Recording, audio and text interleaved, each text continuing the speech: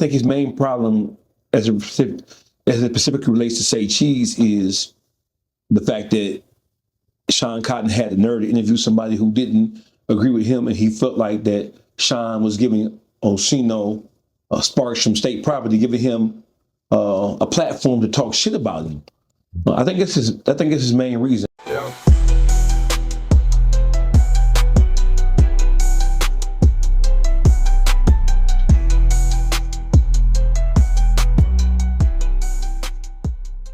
What is up, you guys? It's your boy TP from TP Unfiltered, back with another video. And today we're gonna jump into a video, man, I found, and it's with DawgFace, and he's responding to Charleston White. You already know it. It's gonna be some bullshit. So look, without further ado, let's go ahead and check it out. He gonna tell us the reason why he think Charleston White and Say Cheese is beefing. So without further ado, let's check this thing out. Stopping him from getting bigger brand deals and opportunities. A lot of people feel like that's a real problem because Say Cheese made Charleston White or turned him all the way up. But he don't really care about that. What's your thoughts on it? I'm confused because I thought his main issue is because Sean Cotton interviewed Orsino. I thought that was the main issue. Although I did hear him articulate other reasonings for why he felt like that doing urban style interviews, talked about music and things that people who operate in the urban space, whether it's entertainment or whatever. I heard him say that those things really were low on the algorithm and was causing him to lose viewership and causing his interviews to be viewed lower on the totem pole. But I think his main problem as it specifically relates to Say Cheese is the fact that Sean Cotton had the nerve to interview somebody who didn't agree with him, and he felt like that Sean was giving Orsino sparks from state property, giving him a platform to talk shit about him. I think it's his main reason. I heard him articulate 2 points. One, he said that all this urban shit is dying out. So as far as the algorithm is concerned, as far as YouTube specifically is concerned, when you have conversations about the things that really affect the urban community, those things they've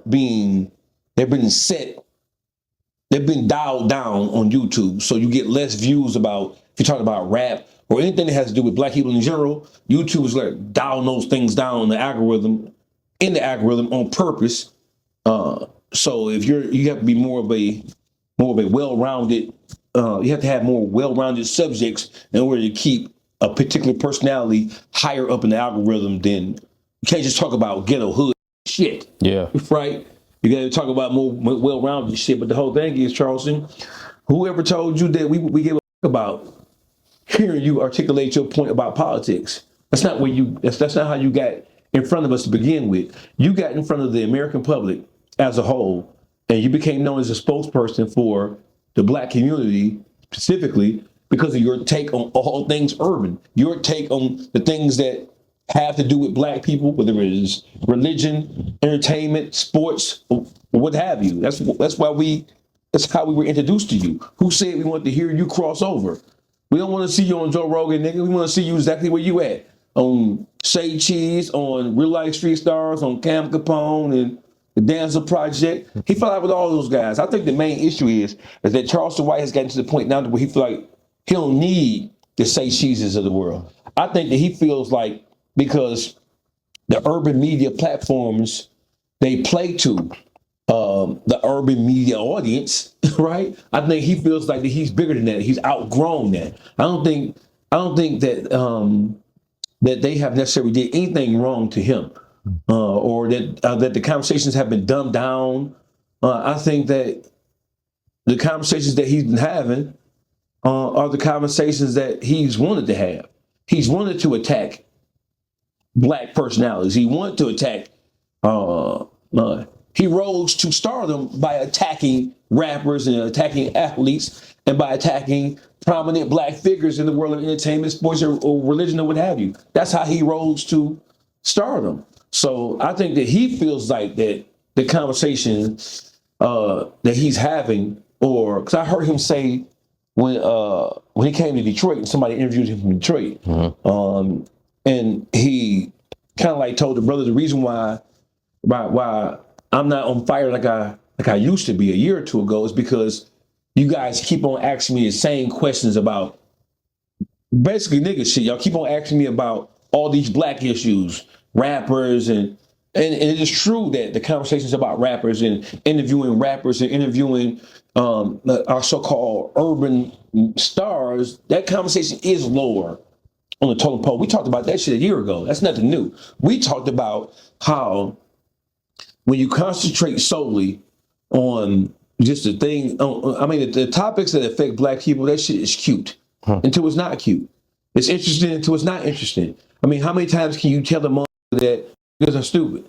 How many times? I mean, how many different ways and how many different ways can you tell the mother that we stupid, that we are disenfranchised, that we are scattered, that we are more harmful to ourselves than to anybody else, that we are uneducated, that we are not focused, that we are consumers rather than providers of goods and services. I mean, how many times, how many different ways can you say that? Yeah. And still keep it interesting? So I think that he can elevate the conversation. I mean, when you're being interviewed, bro, you don't just have to answer the questions that people ask you. There is room for you to kind of like segue the conversation into something that even the interviewer wasn't aware that it was going to turn into. You can talk about other shit other than just the rank and file questions. You don't got to just talk about that. You know what I'm saying? And then before you go into an interview, I think that he was trying to admonish the interviewers out loud. I think that he was trying to signal to them publicly that these platforms are lower based platforms and you guys are not at the same level as the Aiden Rosses and the Joe Rogans. I think that's what he was trying to do. Because if that was the case, you know why people are paying you. And they're paying you. You're not doing interviews for free. So they're paying you to hear you talk that shit. Yeah. Right? We're not paying you to hear you talk about Donald Trump. Right? That's not your area of expertise. We're paying you to hear you to more of the same. Nigga, if it ain't broke, don't fix it. Right? And you're complaining about it, but you're still getting paid and you're still taking the money. So you might need to be more like a rapper and give them a writer, or to give them a script, or to say, hey, listen, I'm willing to talk about this, this, and this. I'm no longer willing to talk about this just typical nigga shit.